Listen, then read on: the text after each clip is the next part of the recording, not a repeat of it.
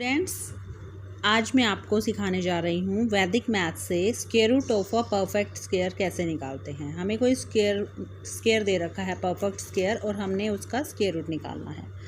सबसे पहले तो हमें ये पता होना चाहिए 1 का स्क्वायर 1 के इक्वल होता है, 2 का square 4, 3 square is equal to 9, 4 square is equal to 16, 5 square is equal to 25, 6 square is equal to 36, 7 square is equal to 49, 8 square is equal to 64, 9 square is equal to 81 and 10 square is equal to 100।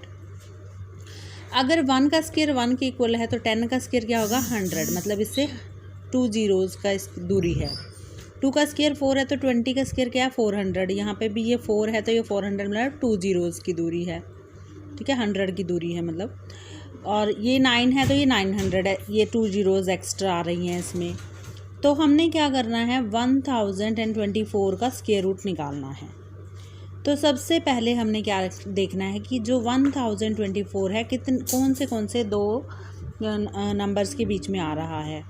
तो जैसे कि 3 का square हमारे पास क्या है 9, तो 30 का square हमारे पास क्या है 900। ऐसे ही 40 का स्क्वायर हमारे पास क्या बनेगा 1600।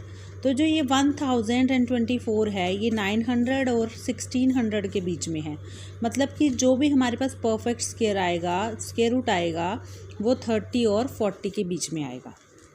पहले हमने ये फाइंड करना होता है। ये 10th डिजिट के लिए हम करते हैं, मतलब 10th डिजिट जो है 3 आएगी क्योंकि 30 और 40 के बीच में आएगी। लास्ट डिजिट इसकी, अब देखो लास्ट में क्या है 4 क्या है, या तो 2 का स्क्वायर हमारे पास 4 होता है और हमारे पास 8 का स्क्वायर 64, तो या तो यूनिट डिजिट 8 आएगी इसकी या फिर 2 आएगी, ठीक है, या तो हमारी यूनिट डिजिट 2 आएगी या फिर 8 आएगी। 10th डिजिट हमने क्या निकाली थी 3 आएगी। तो हम क्या करेंगे पहले 35 का स्क्वायर निकालेंगे। मैंने 15 का स्क्वायर 25 का स्क्वायर ये सब आपको पहले सिखाया है। 35 का स्क्वायर कैसे निकालते हैं, ये जो 10th डिजिट है मतलब 3 है, 3 इंटू 3 + 1, 3 इंटू 4 और पीछे हम 25 लगा देते हैं, तो 3 4 ज़ा 12 और ये पीछे 25 लग गया, मतलब 1225। ये क्या आ गया हमारा 35 का होल स्क्वायर आ गया।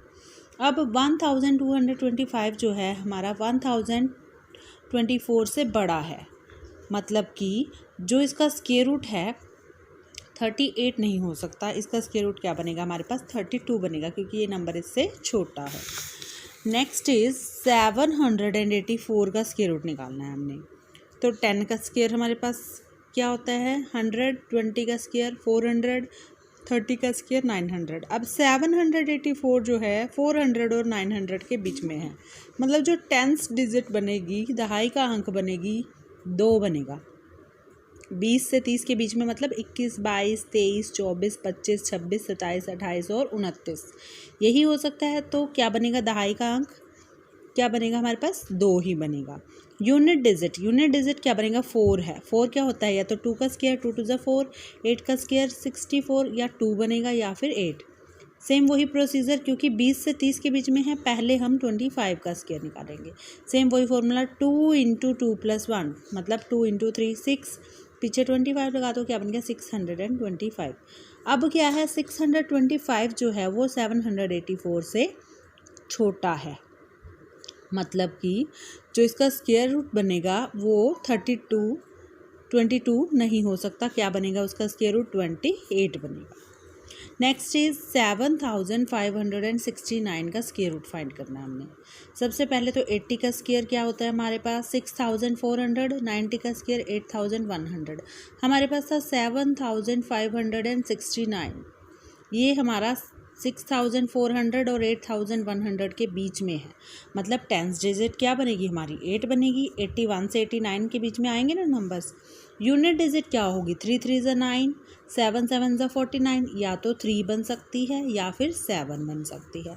हम 85 का स्क्वायर निकालेंगे पहले। स्क्वायर 8 इंटू 8 + 1 मतलब 8 इंटू 9 और पीछे 25 लगा दो, 8 9 ज़ा 72 और ये 25, 7225 आ गया। जो 7225 आया है वो इस नंबर से छोटा है 7569, मतलब कि 85 से बड़ा आएगा इसका स्क्वायर रूट। तो हमने क्या बताया था, या तो 3 हो सकता है यूनिट डिजिट या 7।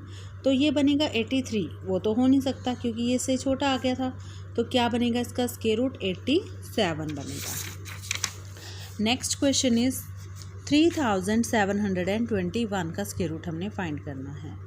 अब पहले 60 का स्क्वायर करेंगे 3600 आएगा, 70 का स्क्वायर करेंगे 4900 आता है।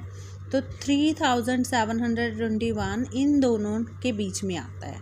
तो टेंथ डिजिट क्या बन गई हमारी 6 बन गई, क्योंकि 60 to 70 के बीच में 61, 62, 63, 64, 65, 66, 67, 68 और 69 ही आते हैं।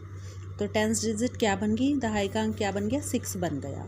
यूनिट डिजिट क्या होगी, या तो 1 होगी क्योंकि 1 का स्क्वायर 1 होता है, या फिर 9 होगी, 9 9 81। सेम वही फॉर्मूला 65 का स्क्वायर फाइंड कर लेंगे। 65 का स्क्वायर कैसे फाइंड करते हैं, 6 × 6 + 1 मतलब 6 × 7 और पीछे 25 लगा देंगे। 6 7 ज़ा 42, 42 के पीछे 25, ये आ गया 4225। ये इस नंबर से बड़ा है, मतलब कि 9 तो नहीं हो सकता क्योंकि 13, ये क्या बन जाएगा 69 बन जाएगा।